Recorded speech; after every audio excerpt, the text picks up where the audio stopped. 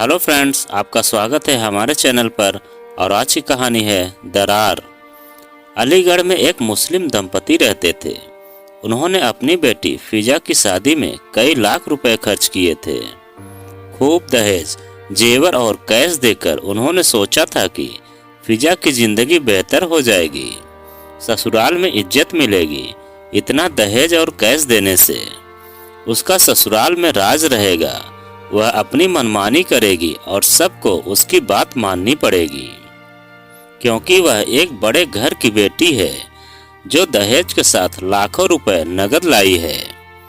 फिजा के अम्मी अब्बू की इस सोच ने फिजा और उसके शौहर के बीच ऐसी दरार डाल दी जो कभी नहीं भरी जा सकी, और दोनों एक महीने के अंदर ही अलग अलग रहकर जीने के लिए मजबूर हो गए। फिजा के जाने के बाद उसके शौहर अयान ने कई बार उसे फोन भी किया, पर उसके अम्मी अब्बू ने न तो फिजा से अयान की बात होने दी और न ही अयान को फिजा को अपने साथ ले जाने दिया। वे इसी घमंड में रहे कि अयान उनकी सारी बातें मानेगा और फिजा वहां पर राज करेगी। पर उनका यह भरम उस वक्त टूट गया जब अयान ने दूसरी शादी कर ली। फिजा की शादी की बात अयान से तय हो गई थी। अयान के अब्बा का कपड़ों का कारोबार था। अयान अपने अब्बा के साथ ही काम करता था। अयान के अलावा उसका एक और भाई था जो बीमार होने की वजह से हर वक्त लेटा रहता था। सारे कारोबार की बागडोर अयान के हाथों में ही थी। अयान ऊंची कदकाठी का एक खूबसूरत नौजवान था। यही वजह थी कि अयान को पहली ही नजर में देखकर फिजा के अम्मी अब्बू ने अयान के रिश्ते के लिए हाँ कर दी थी। फिजा भी खूबसूरती की मल्लिका थी। ऊंचा कद के साथ साथ वह खूबसूरती की बेमिसाल मूर्ति थी।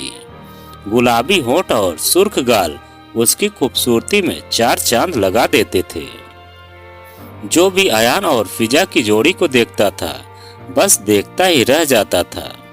उन दोनों की तारीफ करने के लिए लोगों के पास अल्फाज कम पड़ जाते थे। फिजा की शादी के अभी 3 महीने बाकी थे। उसके अम्मी अब्बू ने उसके दहेज का सामान खरीदना शुरू कर दिया था। हर सामान ब्रांडेड खरीदा जा रहा था। अगर कोई सामान उनके शहर में न मिलता तो वह दूसरे शहर से मंगाया जाता था। फिजा के लिए लाखों रुपए का सोना खरीदा गया था। सोना सिर्फ फिजा के लिए ही नहीं बल्कि फिजा की सास के लिए भी खरीदा गया था। इस तरह महीनों तक फिजा की शादी की तैयारी चलती रही।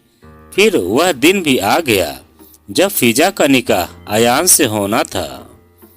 अयान बारात लेकर फिजा के घर आ गया था। बारातियों का स्वागत बड़ी धूमधाम से किया गया। कई तरह के खानों का इंतजाम किया गया। निकाह के बाद विदाई के समय भी लाखों रुपया नगद दिया गया, और इस तरह लाखों रुपया खर्च होने के बाद फिजा और अयान की शादी हो गई। फिजा बड़ी धूमधाम के साथ अपनी ससुराल पहुंच गई। फिजा और अयान एक दूसरे को पाकर बहुत खुश थे। अभी शादी को कुछ दिन ही गुजरे थे कि फिजा ने अयान से महंगे मोबाइल फोन की मांग की। अयान बोला, अभी रुक जाओ, तुम्हें जिससे भी बात करनी है मेरे मोबाइल फोन से बात कर लिया करो। कुछ दिनों में मैं अब्बा से बात करके तुम्हें नया मोबाइल फोन दिला दूंगा। फिजा को अयान की यह बात पसंद नहीं आई।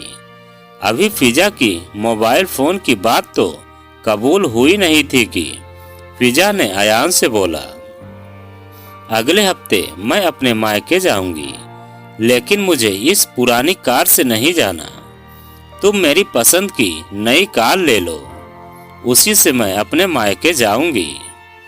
अयान ने फिजा को समझाते हुए कहा, यह कार भी तो सही है, इसमें क्या खराबी है, क्यों फालतू की जिद कर रही हो।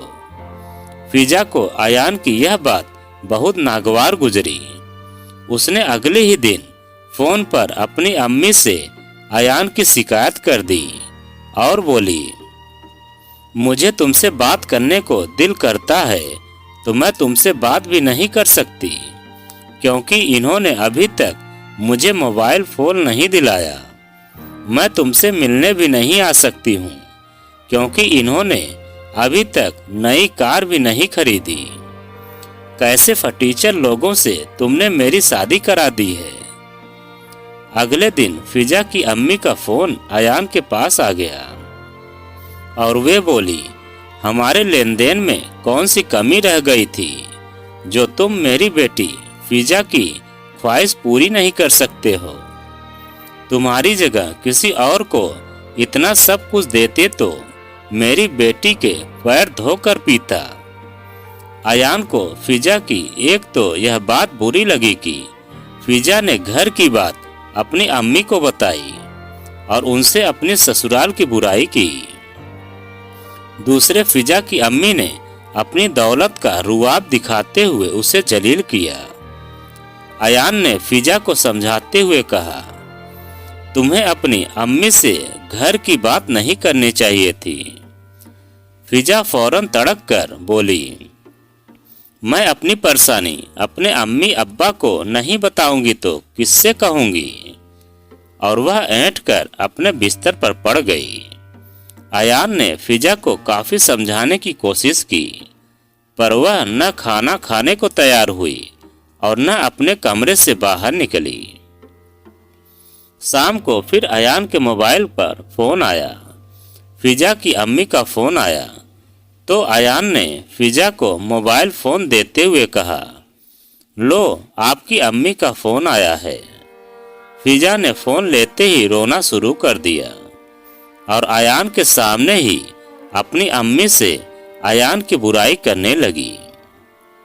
उसकी अम्मी ने फिजा को कहा, तुम चुप हो जाओ, मैं आज ही तुम्हारे भाई को भेजती हूँ, तुम उसके साथ घर आ जाओ। जब तक ये तेरी बात नहीं मानेंगे तुम हमारे पास ही रहना।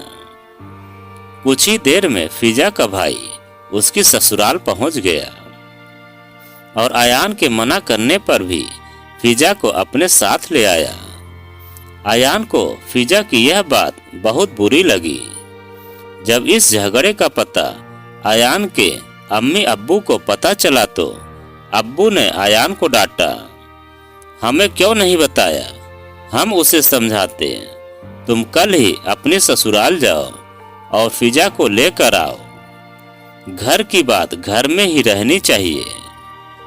उधर जब फिजा घर पहुंची तो उसने अपने ससुराल की तमाम बुराइयां की और कहा, अयान तो अपने अब्बा के ही कहने पर चलता है, छोटी छोटी चीज के लिए अपने अब्बा के सामने हाथ फैलाता है। मैंने जब उससे मोबाइल फोन खरीदने को कहा तो बोला कि अब्बा से बोलता हूँ, जब वे पैसे देंगे तब मोबाइल फोन दिला दूंगा। कार के लिए कहा तो बहाने बनाने लगा।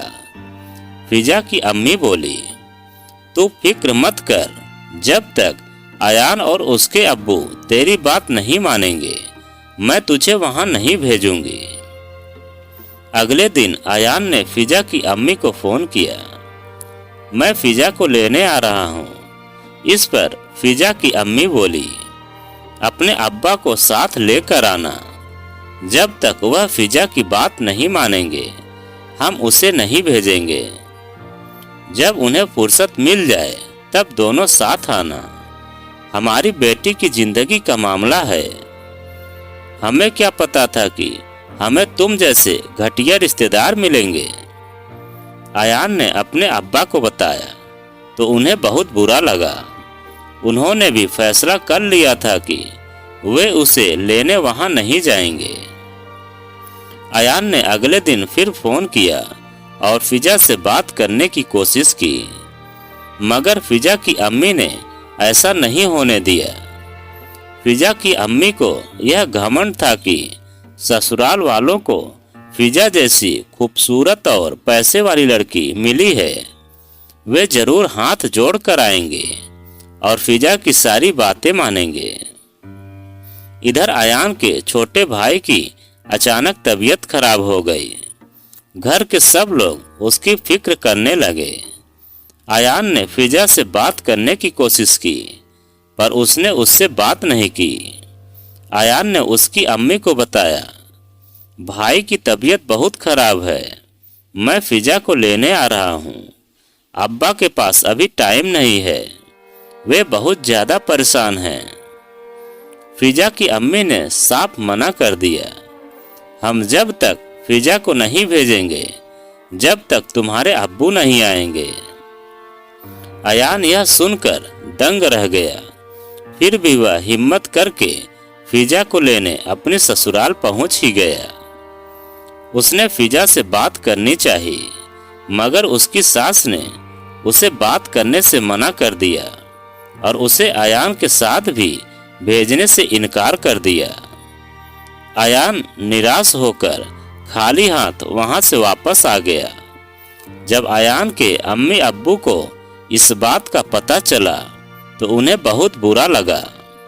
इधर वह दिन भी आ गया जब अयान का छोटा भाई यह दुनिया छोड़कर चला गया, जिससे पूरे घर वालों को काफी दुख हुआ। घर में मातम पसर गया। इतना सब कुछ होने के बाद भी फिजा के घर वालों को जब इस बात की खबर मिली तो उनमें से कोई भी इस गमगीन माहौल में अयान के घर वालों को दिलासा देने नहीं गया। वक्त गुजरता गया। कुछ रिश्तेदारों ने फिजा के अम्मी अब्बी को यह दिलासा दी कि अयान जरूर अपने अब्बा के साथ फिजा को लेने आएगा। फिजा की अम्मी ने भी उसे यह कहकर रखा था कि तुम अपनी जिद पर डटी रहना, अभी वह वक्त है जब शौहर को अपने इशारों पर नचाया जा सकता है। अगर तुम हिम्मत हार गई तो जिंदगी भर उसके और उसके घर वालों के इशारों पर तुम्हें नाचना पड़ेगा। इस तरह उन दोनों के रिश्ते में दरार बढ़ती गई। वक्त तेजी से गुजर रहा था। फिजा को अकेलापन अब खाने को दौड़ रहा था, लेकिन अपनी माँ की जिद की वजह से वह सही फैसला नहीं ले पा रही थी। उसे लग रहा था कि पता नहीं कब तक यूं अकेले जिंदगी बितानी पड़ेगी। क्या अयान उसे लेने वापस आएगा भी या नहीं? उधर अयान ने मुस्लिम पर्सनल लॉ के तहत दूसरी शादी कर ली और अपनी जिंदगी खुशी खुशी गुजारने लगा। जब फिजा और उसके अम्मी अब्बू को अयान की दूसरी शादी का पता चला तो उनके होश उड़ गए। उन्होंने सपने में भी यह नहीं सोचा था कि अयान ऐसा भी कर सकता है। गुस्से में आकर उन्होंने अयान से फैसला करने के बजाय उस पर दहेज के अलावा और भी कई केस कर दिए, पर इससे कोई हल नहीं निकला। केस चल रहा है, फिजा घर पर बैठी है। जब तक उसका तलाक या कोई और फैसला नहीं होता, उसे यूं ही बिना निकाह के घर पर ही रहना पड़ रहा है। इस केस को 2 साल हो गया है, पर अभी तक फिजा के अम्मी अब्बू कोई रास्ता नहीं निकाल पाए हैं। उन्होंने अपनी जिद के चक्कर में फिजा की जिंदगी बर्बाद कर दी और उन दोनों के रिश्ते में एक ऐसी दरार डाल दी जो कभी नहीं भरी जा सकती है। फिजा आज अपने घर पर एक जीती जागती मूर्ति बनकर रह गई है और सोच रही थी कि काश मैं अपने घर को खुद ही संभाल कर चलती तो आज यह दिन न देखना पड़ता। उसकी उम्र ढलने लगी, पर अब तक कोई फैसला नहीं हो पाया है। फिजा कर भी क्या सकती है? वह खुद एक जिंदा लाश बनकर रह गई है। उनके रिश्तों की इस दरार की वजह उसकी माँ और खुद फिजा है। अगर वक्त रहते वह सही फैसला ले लेती तो उसे आज यह दिन न देखना पड़ता और अब उसके पास अफसोस करने के अलावा कुछ भी नहीं है। तो दोस्तों, यह कहानी आपको कैसी लगी कमेंट में लिखकर हमें ज़रूर बताएं। और आप अगर हमारे चैनल पर नए हैं तो प्लीज़ चैनल को सब्सक्राइब करें और वीडियो को एक लाइक ज़रूर करें और एक प्यारा सा कमेंट हमें ज़रूर करें।